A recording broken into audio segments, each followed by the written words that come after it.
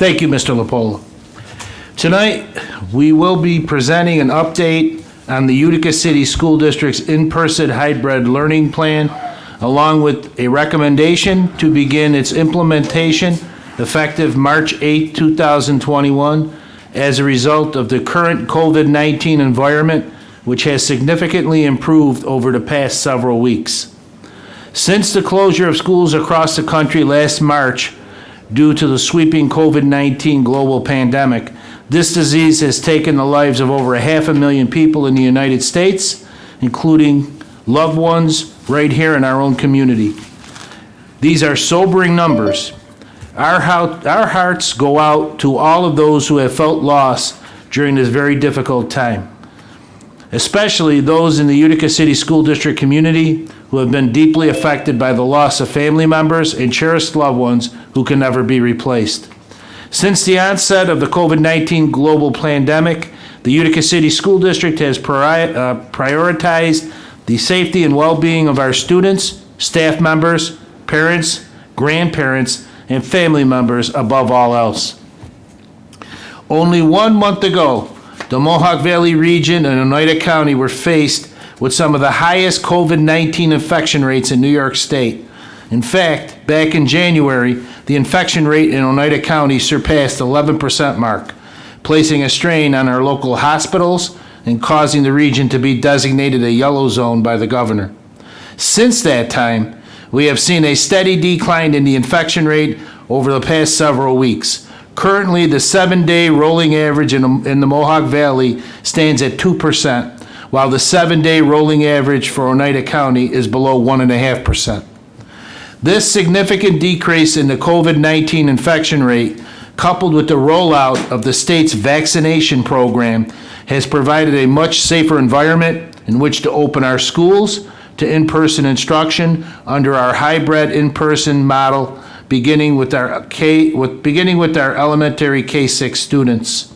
With that, we're going to move forward now and do a PowerPoint presentation on our revised and updated hybrid in-person reentry plan. Thank you, Mr. Karam, members of the Board of Education.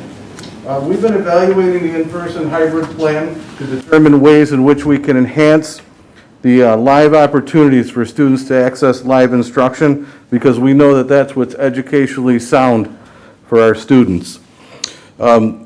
This has been based on feedback from personnel, principals, teachers. The discussions have come up at board meetings on how can we enhance the continuity of education for our students under the hybrid plan. Currently, students are receiving live instruction from their classroom teachers 5 days a week, and we want to continue that continuity because, again, we know that's what's educationally sound and in the best interest of our students. So after a careful assessment of our plan, the school district has made modifications to the in-person hybrid plan in a way that will make it manageable for the teachers, our students, and our parents. So I just want to share some background information to remind people of the considerations that went into any hybrid plan that a school district has to implement here in New York State. So a hybrid plan essentially is a blend of in-person instruction and remote learning. And that allows schools and school districts to provide in-person instruction while at the same time adhering to the mandatory regulations that are not Utica City School District requirements. They are mandates set forth by the Centers for Disease Control, the New York State Department of Health, the Oneida County Health Department, and the New York State Department of Education, which were all put in place to combat the spread of COVID-19. The requirements imposed by the Health Department include, but are not limited to, social distancing, the wearing of face coverings, temperature screenings, and many of the other safety measures that we've talked about over the past couple of months. Again, these mandatory requirements for social distancing are really what drives a school district's hybrid plan based on the number of students that a school district is permitted to have in a classroom and on a school bus. And under the current social distancing guidelines, which have not changed, Classroom spaces on average allow for approximately 10 to 13 students based on square footage and the required 6-foot social distancing. And a 66-passenger bus can only transport 22 students. So as a result of this, school districts and schools have had to build what are called student cohorts, smaller groups of students that you can bring into the building and adhere to the requirements of the health department. So the creation of student cohorts are a direct result of the current social distancing requirements imposed by state and local health departments. So I just wanted to give that background so people are just reminded of why we are where we are right now. Okay, on Thursday, February 11th, 2021, a meeting was held with the president of the Utica Teachers Association to discuss amending the school district's in-person hybrid plan to increase the amount of live instructional time for remote students.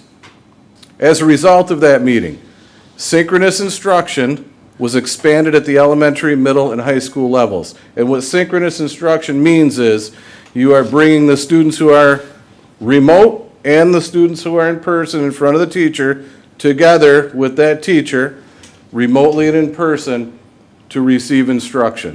So it's done at the same time, synchronously. The expansion of live synchronous instruction is a direct result of feedback, again, from administrators, principals, teachers, parents, and members of the Board of Education, and in response to the knowledge, skill, and experience gained through remote learning. So our teachers have had a lot of practice now with the technology, the skills, and they've gained a lot of experience through the remote learning process that can now be applied to the hybrid model. The adjustments, as I mentioned a couple of minutes ago, to the in-person hybrid plan will occur at all three levels, elementary, middle, and high school. And we've done it in a way that's user-friendly for the teachers, students, and parents. For example, our students and teachers will follow the normal daily schedules that are currently in place. None of that changes. Our parents, our students, and our teachers are already thoroughly immersed in a schedule that's been in place since September, since school opened, and that does not change. Lesson and activities and assignments will continue to be posted to the Google Classroom. The Google Classroom, again, was adopted as our learning platform for remote learning. That stays in place, and again, that makes it easy for teachers and students to manage the flow of assignments back and forth to each other. When they're remote, it has a gradebook function so that student grades can be tabulated through that application. And students can access and continue to do their assignments and activities outside of the live instruction times. We've maintained what we've discussed in the past, that it's the parent's choice to opt in or out of full remote instruction. And our cohorts were built in such a way so that if every single kid in that cohort reports to school, we have the room set up within those social distancing requirements. Each classroom also has enough Chromebooks so that students do not have to bring Chromebooks back and forth from home if the lesson, pertains to the use of a Chromebook.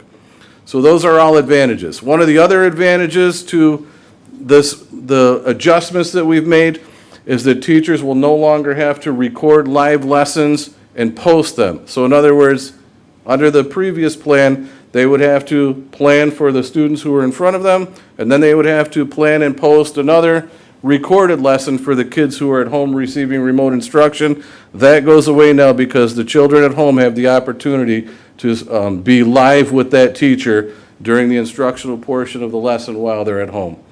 And the other advantage is it maintains that continuity of learning. The curriculum can flow seamlessly from day to day to day to day, because now students will be able to access that live instruction 5 days per week.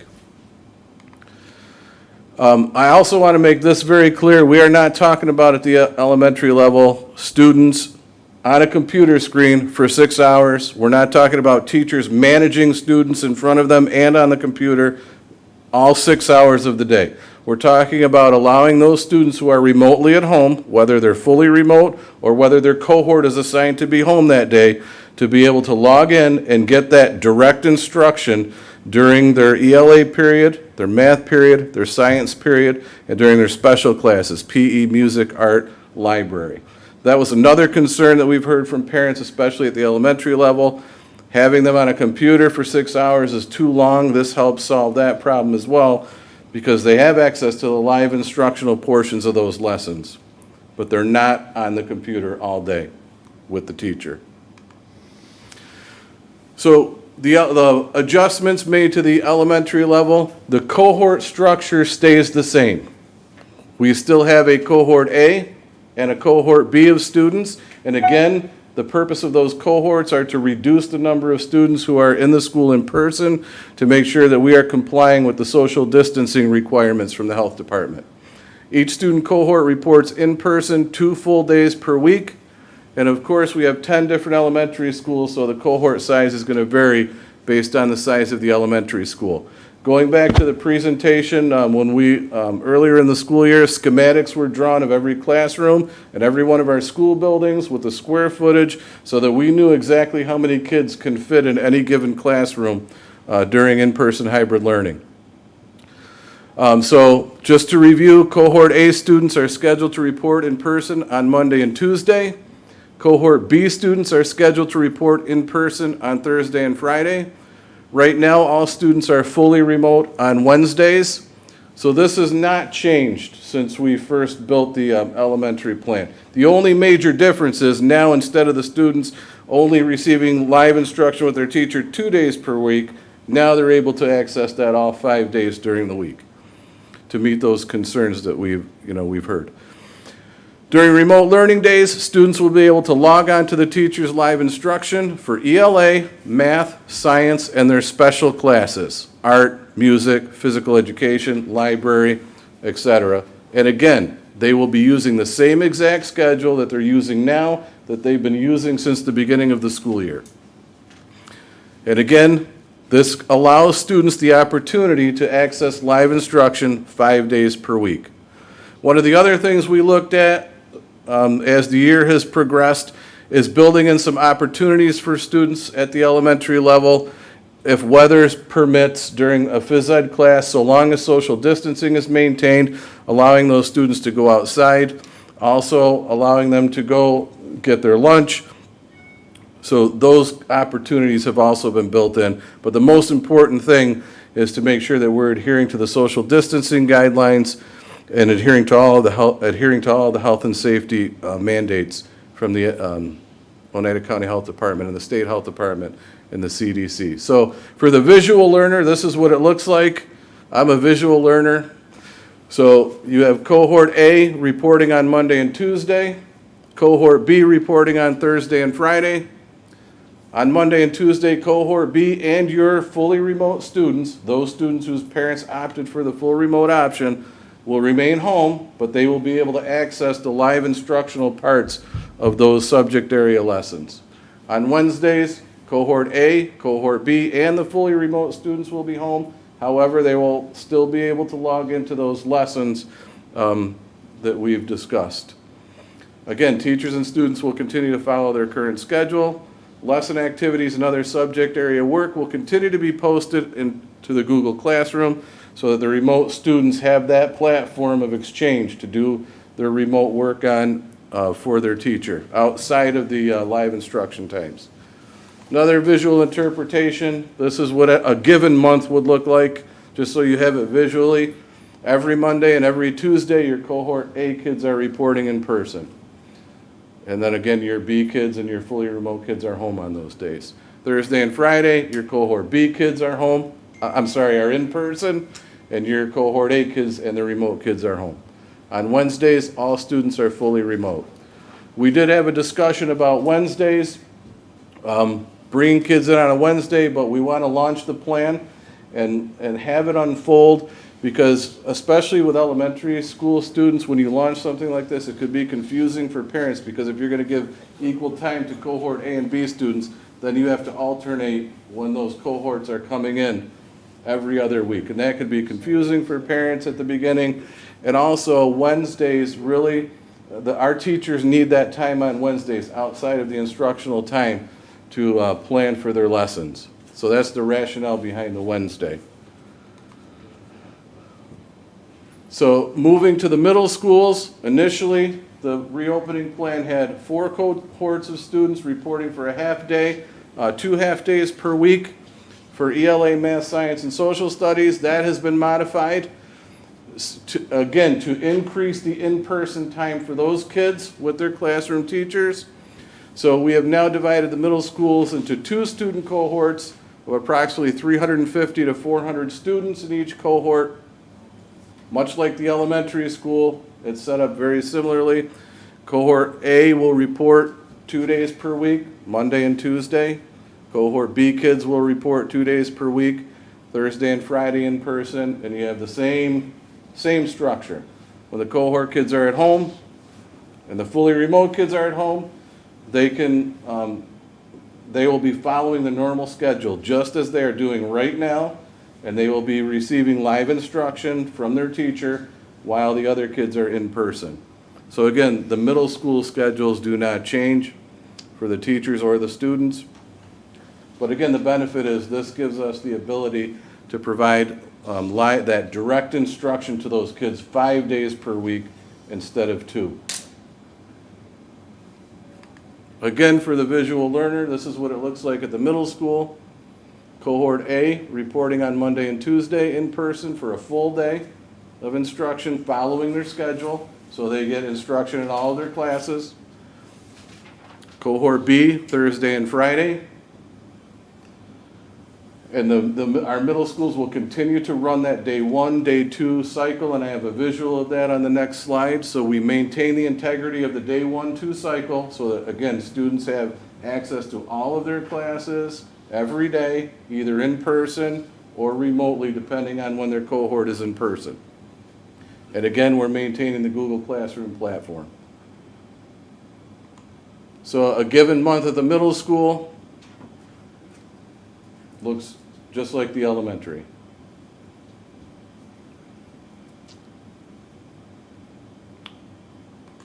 Moving to the high school, in the initial plan we had 8 cohorts of students due to the size of the high school. We have been able to reduce that to 5 cohorts. And again, you have to remember the high school has over 2,600 students. So that number drives the number of kids that we can bring into that school, and it drove the cohorts. But we are able to increase the amount of time that they're in person 1 day per week, and again, not a half day, a full day of instruction. So each student cohort A, B, C, D, and E reports 1 full day per week. Your cohorts are approximately 550 students, and again, the students who are home remotely can log right on with their classroom teacher, and the students who are in person following the daily schedule that is already in place. So they are still getting their units of study. We're maintaining the integrity of the cycle day at the high school, day 1, 2, 3, 4. Students will have the opportunity to experience all those cycle days in person. Obviously, it's going to take a little bit longer because the students are there 1 day per week. But again, it gives us the opportunity to ensure that those kids get 5 days of live instruction rather than a half a day or a couple of half days. 1 half day under the old plan. So again, the reason for these adjustments is because it is in the best educational interest of the students to receive full days of instruction and to be able to access the direct instruction that's going on in the classroom 5 days per week. This is what it looks like for the high school. Each cohort reporting for 1 full day per week, and again, driven by the number of students that are at the high school. On those are the cohorts that are home. If A is in person, B, C, D, and E are at home, receiving live instruction based on their schedule that's in place right now, and so on and so forth. I'm not going to read each day of the week. And again, we maintain the integrity of the 4-day cycle. Teachers and students follow the same schedule that they're already following. Lesson activities and assignments, again, posted in the Google Classroom. for the exchange of assignments and work between the classroom teacher and the student. And then, for example, any given month, you have your cohorts, your student cohorts reporting 1 day per week, A every Monday, B every Tuesday, C every Wednesday, D Thursdays, Fridays, cohort E, and then the cycle days progress. So the students always have the opportunity to hit those cycle days in person.